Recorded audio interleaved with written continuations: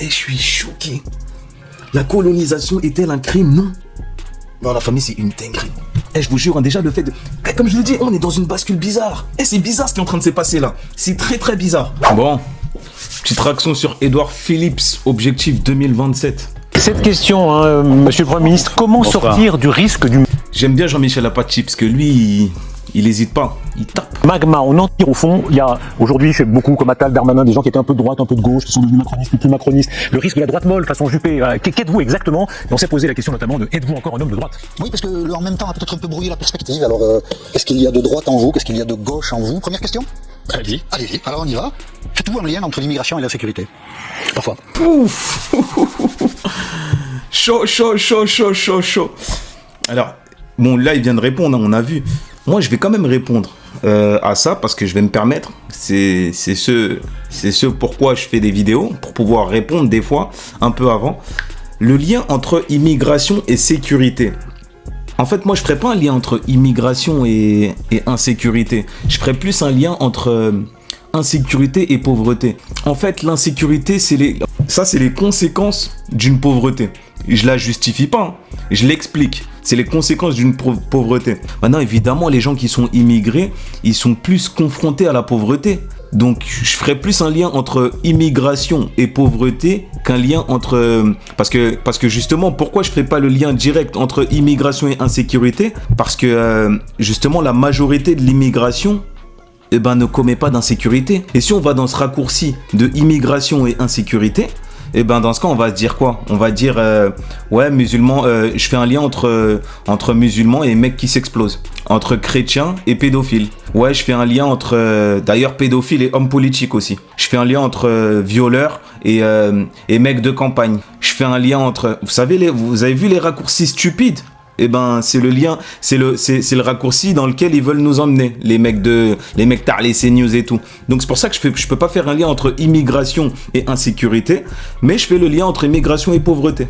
Et malheureusement là, lui il tombe dans ce piège là. Et j'ai bien vu que dans les médias, partout, là il y a en fait, comme j'ai dit, le travail de CNews, le travail de la droite a fait en sorte que là maintenant ils sont tous dedans en fait. Ils sont tous dedans.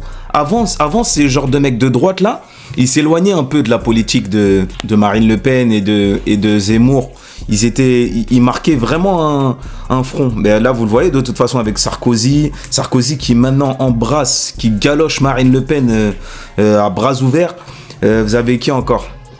Il y a que De Villepin justement qui prend de la hauteur sur ça et qui ferait pas ce lien là. Après, vous me direz, vous direz sur les gens qui sont pas d'accord avec ça, ils diront sûrement que De Villepin il est devenu de gauche, mais bon, c'est dommage et ça fait flipper le tournant qu'on est en train de prendre. Là, maintenant, bientôt, l'immigré, ce sera vraiment officiellement, d'ailleurs, on l'a vu avec Nathalie Saint-Cric, même les chaînes de France Info, l'immigré, il sera officiellement out. Ah, parfois, c'est-à-dire? Parfois. Parfois. Ça veut dire que si vous regardez le nombre de personnes qui sont incarcérées dans les prisons françaises, vous avez une surproportion d'étrangers par rapport au reste de la population française. Et donc? Bah ouais, ça suffit pas à faire un lien, mais moi je peux le dire, il y a grave des Renois, des rebeux en prison. C'est pas ça qui va faire que je fais un lien entre immigration et insécurité. Il est en train de se zémouriser, il est en train de s'extrême droitiser malheureusement. Est-ce que c'est parce qu'ils sont étrangers ou est-ce que c'est parce que... Oui, c'est ça la question. C'est une bonne question. Mais en tout cas, ce qui est certain, c'est que vous avez une très large surproportion d'étrangers dans... En fait là, en tant qu'homme politique qui veut se présenter, là c'est très très mauvais ce qu'il vient de faire. Parce que là, t'as des Renois, t'as des rebeux qui vont voter, qui sont censés voter pour toi. Moi je pense que c'est important pour un homme politique de ne pas stigmatiser. C'est super important. Ça veut dire que quand tu dis un truc, veille derrière à ne pas stigmatiser. Donc quand tu tiens un propos que les gens pensent antisémite, s'il y a des juifs qui sont heurtés par ça, rassure-les direct mon ref, rassure-les direct. De la même manière que quand tu tiens un propos que les gens, un propos où des musulmans peuvent être heurtés, frérot, rassure-les direct derrière. Et là c'est ce qu'il aurait dû faire. Mais je sais pas, peut-être que, franchement je sais pas. Peut-être qu'il y a aussi un objectif derrière, peut-être qu'il sait ce qu'il fait, peut-être que, est-ce qu'il veut l'électorat RN, Zemmour et tout. Je rappelle qu'il y a l'union des droites à la clé, hein, donc je sais pas. Prison française. Donc il n'est pas... Est-ce que vous attribuez ça à des conditions de vie qui feraient que... En partie, oui, en partie, mais je ou crois est-ce que vous aussi... attribuez ça à des traits de caractère, des différences de culture? Aussi.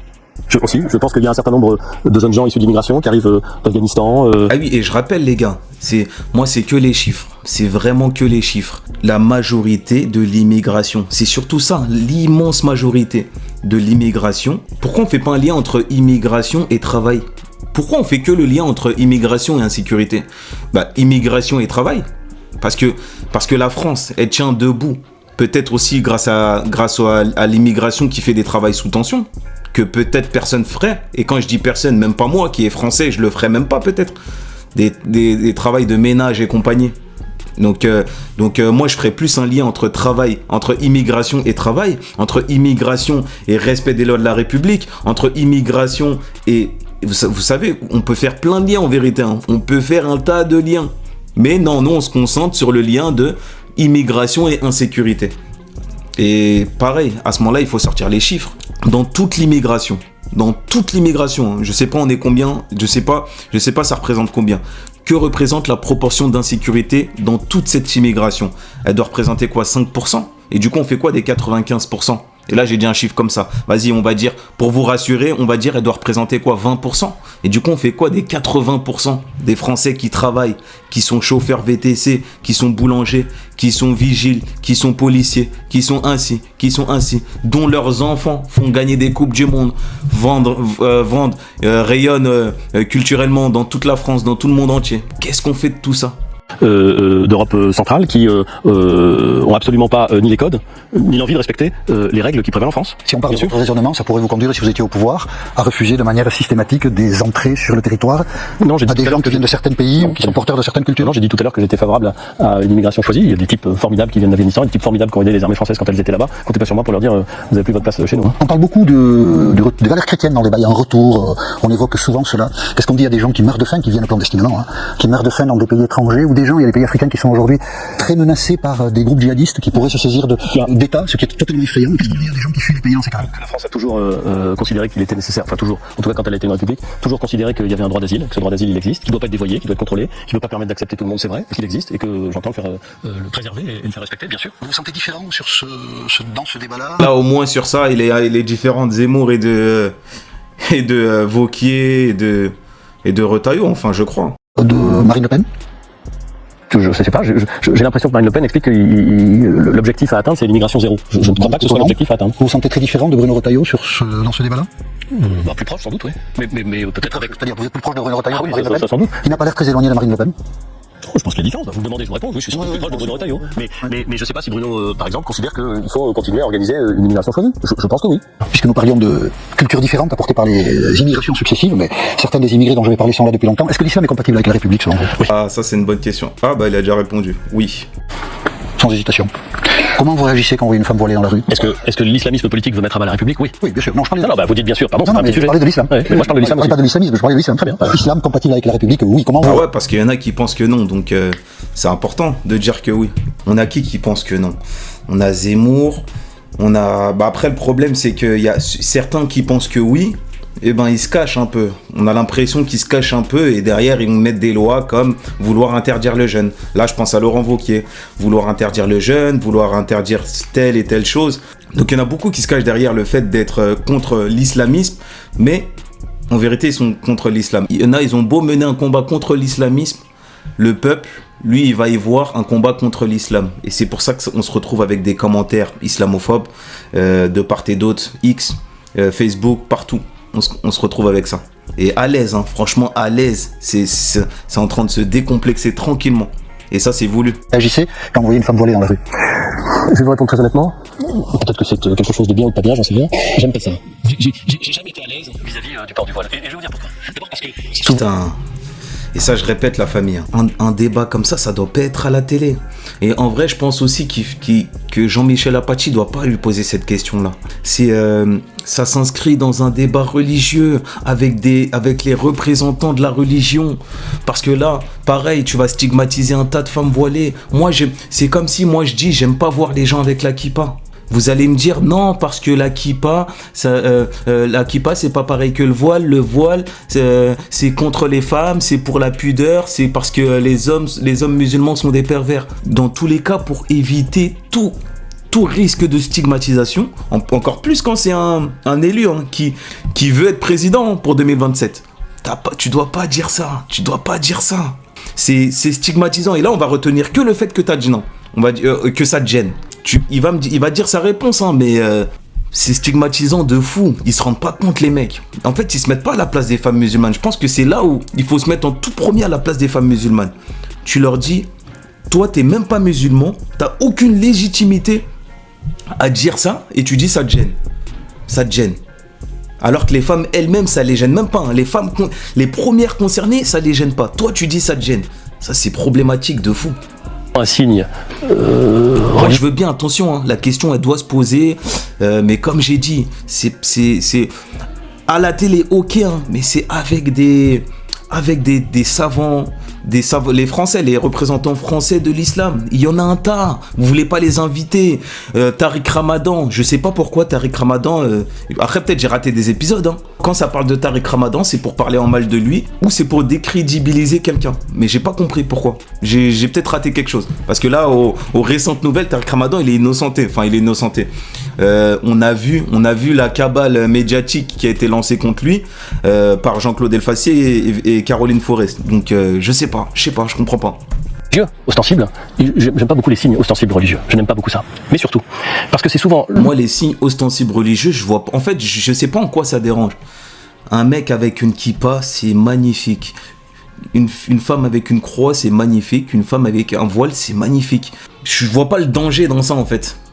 Après, si tu me dis c'est un danger tout de suite, là, il y a moyen que cette... mais là, il n'y a pas de danger. Pour moi, même quelqu'un qui... Il y a des gens plus dangereux que ça, en fait. J'arrive pas à y voir le danger, en fait. C'est ça, j'arrive pas à y voir le danger.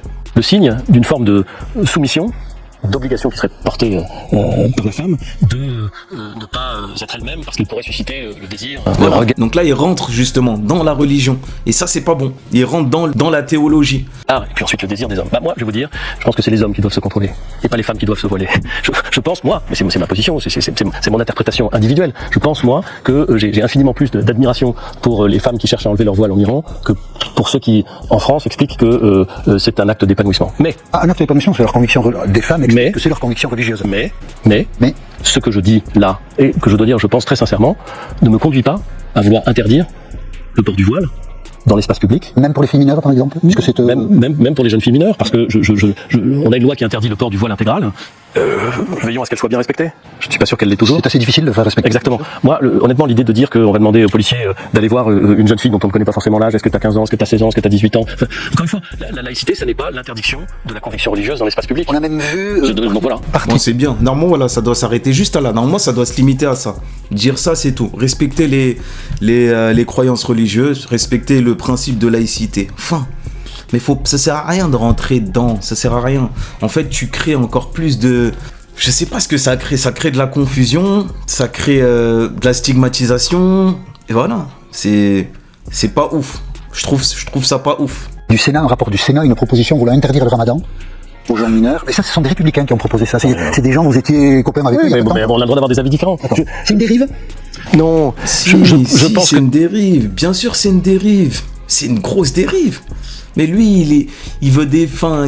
Là, je sais pas, j'ai l'impression qu'il pense à son électorat. Je le trouve un peu mesuré sur des choses grotesques.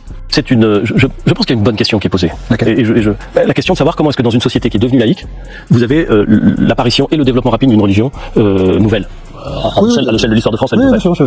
C'est une question, je la pose de façon rhétorique, mais c'est une question compliquée et c'est une question qui travaille beaucoup de Français. Mais vous disiez... Comme je dis, hein, voilà, tu vois. Et dans la continuité de mon propos, c'est avec les représentants religieux. Invitez-les sur les plateaux. Sans hésiter, c'est compatible avec la République. Invitez des musulmans. Vous pouvez pas parler des musulmans, mais sans les musulmans. Je comprends pas, moi. Il y en a plein, Il faut juste les inviter, c'est tout. Mais parce que je pense que la République... Ça s'inscrit dans un long débat, même avec des rabbins, avec des prêtres. Il y a le discours interreligieux aussi qu'il faut entretenir. C'est tout ça. Qui est très forte. Non, et c'est aussi pour ça que je veux que la République soit très forte. D'accord. Elle termine ses travaux, une commission d'enquête parlementaire actuellement à l'Assemblée nationale. Quels sont les liens entre la France insoumise et les frères musulmans? C'est Laurent Wauquiez qui a voulu cette commission d'enquête parlementaire. Vous pensez qu'il y a un lien? Je ne sais pas. LFI est un danger pour la République? LFI est trop sensible? Alors qu'est-ce qu'il va dire? Est-ce qu'il va prendre de la hauteur et dire... Est-ce qu'il va prendre de la hauteur et ne pas accuser directement LFI? Ou bien est-ce qu'il va se placer dans une posture de droite et dire LFI, c'est le premier parti, c'est le parti le plus dangereux de France, alors que j'ai Zemmour qui est dans mon groupe, qui est raciste officiellement? Qu'est-ce qu'il va dire? Je pense que LFI a parfois utilisé un certain nombre de thèmes à des fins électorales, à destination d'un électorat qui est marqué par une forme de communautarisme. Jean, comment ça vous inquiète? Ah mince, bon, il a dit le discours de tout le monde, hein. Donc le vote électoralisme, le vote musulman. Marqué, soit s'agissant de lui, soit s'agissant de ses lieutenants, par un antisémitisme qui pour moi est inacceptable. Voilà, la carte de l'antisémitisme. Faudrait qu'un jour je fasse une vidéo pour vraiment détailler, pour qu'on détaille point par point où a été l'antisémitisme dans tout ce qu'il a fait Mélenchon. Parce que ça se trouve qu'il y en a, hein. Peut-être qu'il y en a, hein. Mais je sais pas, zéro condamnation, zéro... avec tout ce lobby sioniste qu'il y a, personne n'a porté plainte. Non, ils se contentent de dire qu'il est antisémite. Tout le monde le dit et c'est devenu une vérité. Et au final, ça a desservi le parti de Mélenchon. Bon, on va le voir dans les élections. Après, est-ce qu'ils ont fait énormément d'erreurs de communication? Énormément d'erreurs LFI? Ah ouais, ça c'est sûr. Et ça c'est sûr, il y a beaucoup de choses où on aurait pu se passer, il y a beaucoup de polémiques. Mais en même temps, quand tous les médias sont tes ennemis, il y a peu de choses que tu peux faire. Une dernière question immense, mais la réponse peut être simple. La colonisation est-elle un crime? Oh là là, les gars... La colonisation est-elle un crime? En fait, ça, à la base, c'est censé être une question banale. Les gars, c'est comme si je vous disais, la Shoah, c'est un crime. Ce que les Quinries ont fait en Amérique, est-ce que c'est un crime? Ce que les Arabes ont fait au peuple noir, est-ce que c'est un crime? Plein. Est-ce que c'est un crime? La réponse, elle est évidente. En moi, elle est logique. Elle est logique. Qu'est-ce qu'il va répondre? Fais pas le con, mon ref. Je sais que tu veux séduire la droite. Je sais que tu veux plaire à ton électorat. Mais frérot, doucement. Va doucement. Là, le step, il est trop haut, là. La colonisation est-elle un crime? Ah, dans notre histoire, la colonisation est-elle... On est français, on a une histoire, comment? Non, voilà, très bien. Wesh. Ouais, je suis choqué. La colonisation est-elle un crime? Non. Non, la famille, c'est une dinguerie. Et je vous jure, hein, déjà, le fait de... Comme je vous ai dit, on est dans une bascule bizarre. Et c'est bizarre ce qui est en train de se passer là. C'est très, très bizarre. Je sais pas, l'extrême droite... Et même un peu à l'image de ce qu'il a dit sur Marine Le Pen. Là, vous avez des gens, sur des plateaux télé, vous avez une grande partie des hommes politiques qui diront normal. Déjà, on avait Zemmour, hein. La colonisation est une bénédiction. Il lui est rien arrivé. Édouard Philippe, un mec qui est du centre. Genre, il est centre droit, mais tu vois, il n'est pas droite de ouf, il est centre. Non, la colonisation n'est pas un crime. C'est une dinguerie. Imaginez juste, on dit ça de la Shoah. Le gars, il sort même pas du plateau. Il se fait arrêter. Direct. Garde à vue.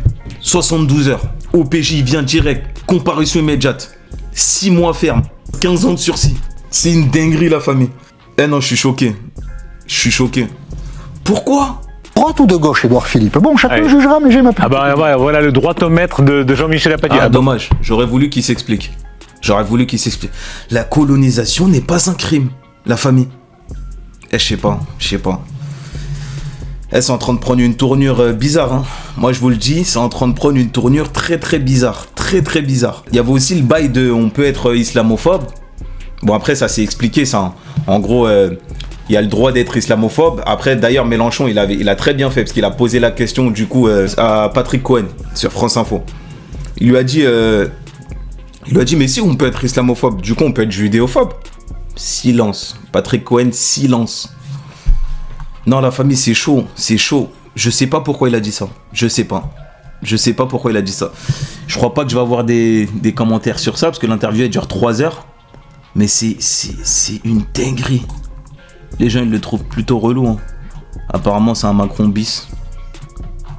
Mais j'avoue c'est chaud quand même. Moi ça m'a marqué. Colonisation n'est pas un crime. Ok. Donc voilà.